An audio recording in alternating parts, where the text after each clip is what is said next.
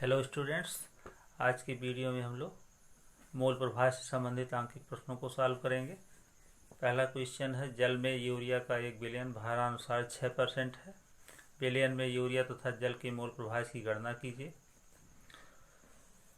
Question में 6% भारानुसार urea billion दिया गया है, तो इसका क्या तात्पर्य है उसको समझते हैं। कि 6% भारानुसार यूरिया बिलियन का तात्पर्य है कि 100 ग्राम बिलियन में उपस्थित यूरिया की मात्रा 6 ग्राम है। तो इन दोनों मानों की सहायता से हम विलायक का द्रव्यमान ज्ञात कर लेते हैं। बिलियन जो है वो विलेय और विलायक के संयोग से बनता है, इसलिए विलेय का द्रव्यमान और विलायक का द्रव्यमान दोनों के संयोग से विलयन का द्रव्यमान प्राप्त होता है। तो इस सूत्र की सहायता से हम विलायक का द्रव्यमान ज्ञात कर लेते हैं। विलयन का द्रव्यमान बराबर विलेय का द्रव्यमान प्लस विलायक का द्रव्यमान।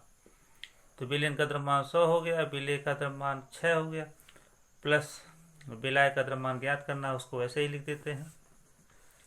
तो विलायक का द्रव्यमान बराबर 6 को पक्षांतर करके दूसरे साइड में ले जाएंगे और उसके बाद 100 में से इसको घटा देंगे तो 94 ग्राम प्राप्त हो जाएगा। तो इस तरह से विलायक का द्रव्यमान 94 ग्राम प्राप्त होता है।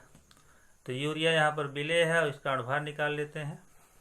यूरिया का अणुभार बराबर, यहाँ पर नाइट्रोजन का परमाणु भार 14 होता है। यूरिया अणु में हाइड्रोजन की संख्या के आधार पर 1/2 यहाँ पर लिखा गया है। कार्बन का परमाणु भार 12, ऑक्सीजन का 16, नाइट्रोजन का 14 और हाइड्रोजन का 1/2। सॉल्व करने पर अणुभार जो है यूरिया का 60 प्राप्त होता है। इसी प्रकार जल का अणुभार 18 होता है। मात्रा और अणुभार की सहायता से हम यूरिया और जल के मोलों की संख्या प्राप्त कर लेते हैं। तो सबसे पहले यूरिया के मोलों की संख्या निकालते हैं।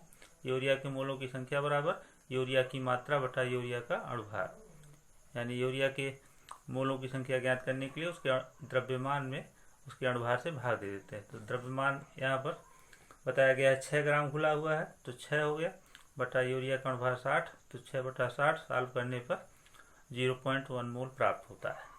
इसी प्रकार जल के मोलों की संख्या निकालने के लिए जल की मात्रा में उसके अणुभार से भाग दे देते हैं। तो जल की मात्रा 94 ग्राम पीछे प्राप्त हुई है, तो 94 बटा अणुभार हो गया 18, भाग देने पर 5.22 मोल प्राप्त होता है। अब दोनों विलेय और विलायक के मोलों की संख्या प्राप्त हो जाने के पश्चात अब हम लोग विलेय और विलायक के मोल प्रभाज का सूत्र लगाकर दोनों का मोल प्रभाज ज्ञात कर लेंगे। तो विलयन में यूरिया का मोल प्रभाज x1 बराबर n/n प्लस N। इसका तात्पर्य है कि यूरिया का मोल प्रभाज बराबर यूरिया के मोलों की संख्या बटा विलयन में उपस्थित कुल मोलों की संख्या। तो यूरिया के मोलों की संख्या 0.1 प्लस 5.22। सॉल्व करने पर यूरिया का मोल प्रभाज 0.188 प्राप्त होता है। मोल प्रभाज की कोई यूनिट नहीं होती है, इसलिए यहाँ सीधे 0.188 लिखा जाएगा। इसी प्रकार जल का मोल प्रभाज निकालने के लिए x2 बराबर N/n प्लस N। यहाँ N जो है वो विलायक के मोलों की संख्या अर्थात जल के मोलों की संख्या है और n जो है वो यूरिया के मोलों की संख्या। तो दोनों के मान को रखने पर इसको सॉल्व करके 0.9812 प्राप्त कर लेते हैं। तो इस तरह से बिलियन में यूरिया का मोल प्रभाज 0.188 और जल का मोल प्रभाज 0.9812 प्राप्त होता है।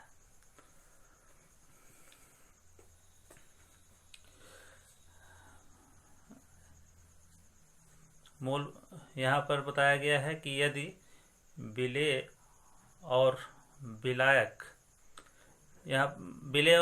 के मोल प्रभाज का योग 1 होता है, यदि इन दोनों में से किसी एक का मोल प्रभाज ज्ञात हो तो x1 प्लस x2 बराबर 1 सूत्र की सहायता से दूसरे के मोल प्रभाज की गणना आसानी से की जा सकती है। तो यहाँ पर दोनों में से किसी एक का अगर ज्ञात हो गया हो तो आसानी से निकाल सकते हैं। x1 प्लस x2 बराबर 1।